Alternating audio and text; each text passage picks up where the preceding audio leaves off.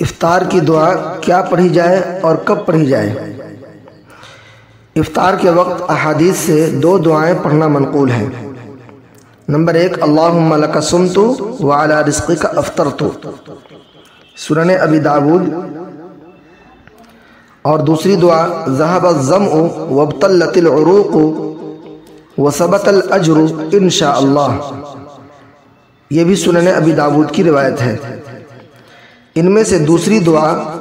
تو بالاتفاق افطار کے بعد پڑھنے کی ہے، اور پہلی دعا کے بارے میں احادیث میں کسی قسم کی صراحت نہیں ہے کہ یہ دعا افطاری سے پہلے پڑھنی ہے یا بعد میں۔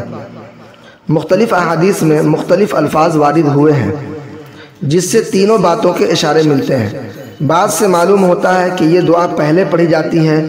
اور بعض سے درمیان اور بعض سے آخر میں پڑھنے کا اشارہ ملتا ہے۔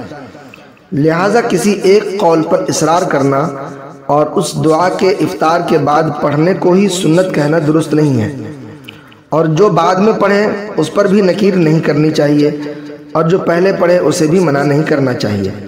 در حقیقت اس دعا کے الفاظ سے بعض لوگوں کو یہ اشتباہ ہوا ہے کہ اس میں ماضی یعنی پاسٹ کے صیغے استعمال ہوئے ہیں، یعنی میں نے آپ کے رزق سے روزہ افطار کیا۔ اس سے یہ سمجھا گیا کہ یہ الفاظ افطار کے بعد ہی پڑھے جا سکتے ہیں، جبکہ عربی زبان کے قواعد کے اعتبار سے یہ ضروری نہیں ہے، بلکہ عربی زبان کا اسلوب ہے کہ جو کام قریب الوقوع یعنی یقینی ہو اسے ماضی کے صیغے سے تعبیر کر دیا جاتا ہے، جیسا کہ اقامت کے کلمات میں قد قامت الصلاۃ کہا جاتا ہے، جس کا مطلب ہے تحقیق نماز قائم ہو گئی، حالانکہ ابھی تو نماز شروع بھی نہیں ہوئی ہے،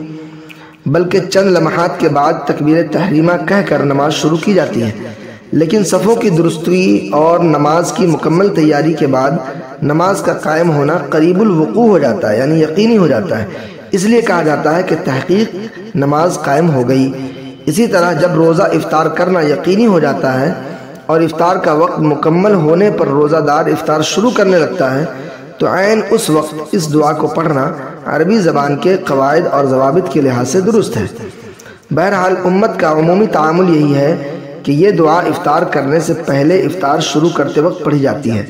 یعنی اللہم لک صمت وعلی رزقک افطرت۔ ان دعاؤں میں سے